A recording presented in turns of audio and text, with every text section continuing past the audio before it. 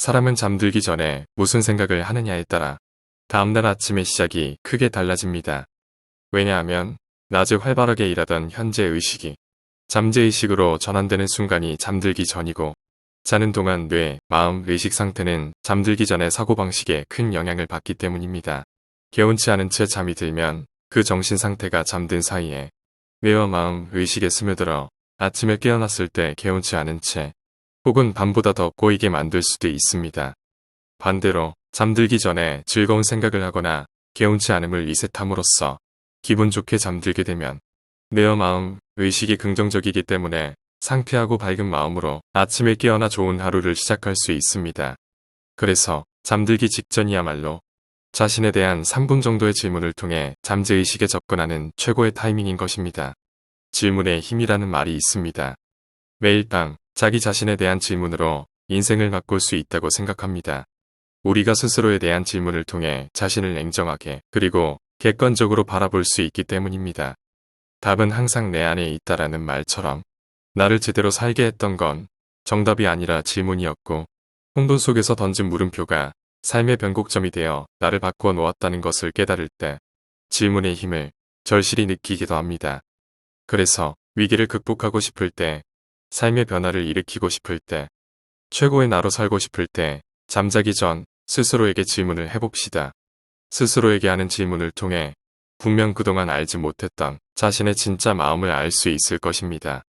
매일 밤 자신에 대한 질문을 시작하면 자신과 마주하는 좋은 습관이 생기기 때문에 자신을 부감해 볼 수 있게 되어 자신을 객관적으로 판단할 수 있고, 자신과 대화한 후 궤도 수정을 하기 때문에 여러 면에서 자신이 성장해가고 변화해가는 것을 느끼게 될 것입니다.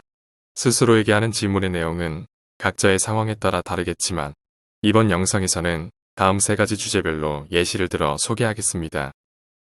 첫 번째, 자신을 성장시키는 질문. 사람이 성장할 때 절대 빼놓을 수 없는 것은 바로 자신감입니다. 자신감이란 글자 그대로 자신을 믿는다는 것이지만, 자신을 잘 모르기 때문에 자신을 믿을 수 없는 사람이 많다고 봅니다. 그래서 자신감을 생기게 하고 자신을 성장시키는 질문 하나가 어제의 나와 오늘의 나 사이에는 어떤 변화가 있었나라는 것입니다.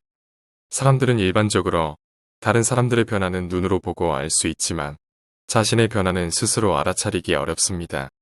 일에서 성과를 내거나 어떤 대회에서 결과를 내면 변화를 자각하기 쉽지만 좀처럼 그런 기회는 자주 있지 않습니다. 그래서 과거의 자신과 지금의 자신을 비교하여 성장 변화를 살펴보는 것입니다.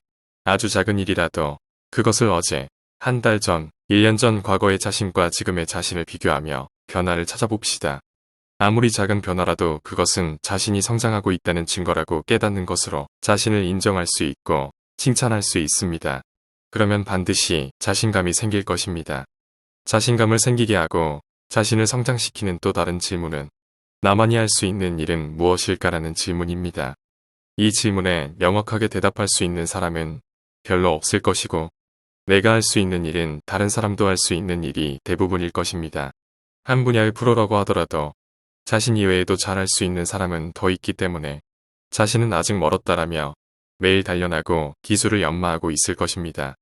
그래서 내가 가장 잘할 수 있는 일, 내가 가장 관심이 많은 일, 다른 사람이 아닌 내가 열정을 가지고 할 수 있는 일이 뭘까라는 것은 원래 태어날 때부터 가지고 있는 것이 아니라 지금부터 만들어가면 되는 것입니다.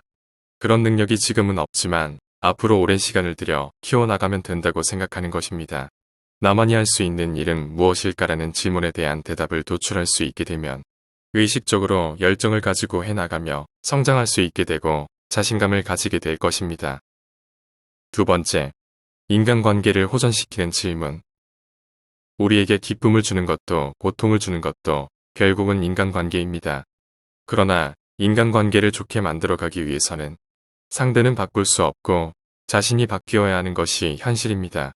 그러기 위해서는 먼저 자기 자신을 잘 아는 것이 중요합니다. 자기 자신이 바뀌어 인간관계를 좋게 하기 위한 질문 중 하나가 남들이 나의 단점을 알게 될까봐 두려운가입니다. 사람들은 보통 자신의 단점은 절대 남들에게 알려지고 싶지 않을 것입니다. 하지만 이런 생각이야말로 인간관계를 악화시키고 있다고 봅니다. 상대방에게 자신의 단점을 숨기고 무리하게 멋진 자신의 모습으로 있으려고 노력하는 것이 오히려 의사소통을 막는 원인이 되고 있을지도 모릅니다. 그러나 자신에게 있어서 싫어하는 부분이나 단점이 오히려 상대에게는 매력 포인트가 되는 일도 드물지 않습니다.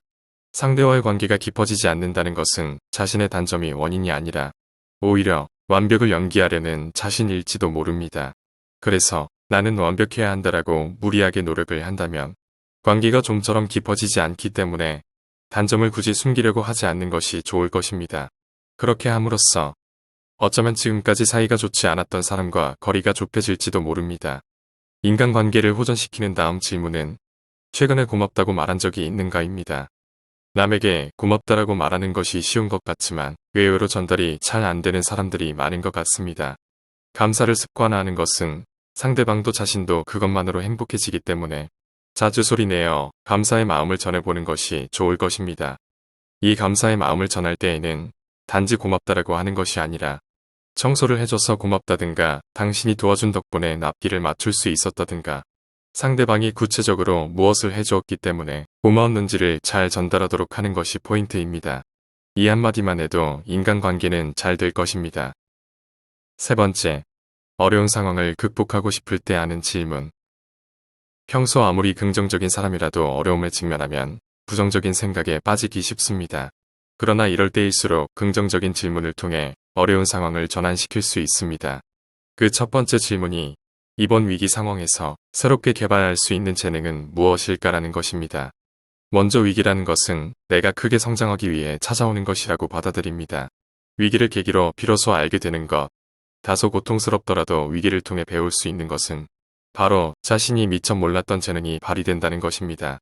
위기에 빠지면 위기를 극복하기 위해 자신도 미처 몰랐던 행동, 아이디어, 설득력 같은 힘이 내 안에서 나오는 경험이 있을 것입니다. 그래서 위기가 닥치면 자, 위기가 왔다. 이번에는 어떤 재능을 발휘할 수 있을까라는 질문을 스스로에게 던지고 기대하는 기분으로 임하는 것입니다. 어려운 상황을 극복하고 싶을 때 하는 두 번째 질문은 이 어려운 상황 속에 숨어있는 좋은 점은 무엇일까입니다. 일반적으로 평소 긍정적인 사람이라도 어려움에 직면하면 필요 이상으로 상황을 심각하게 받아들이고 지나치게 불안해하기도 합니다. 하지만 어려운 상황이기 때문에 오히려 얻을 수 있는 것도 분명히 있을 것입니다. 예를 들어 어려운 상황 속에서도 주변 사람들의 응원과 지지, 새로운 사람들과의 만남 등 생각지도 못한 좋은 일들이 생기기도 합니다.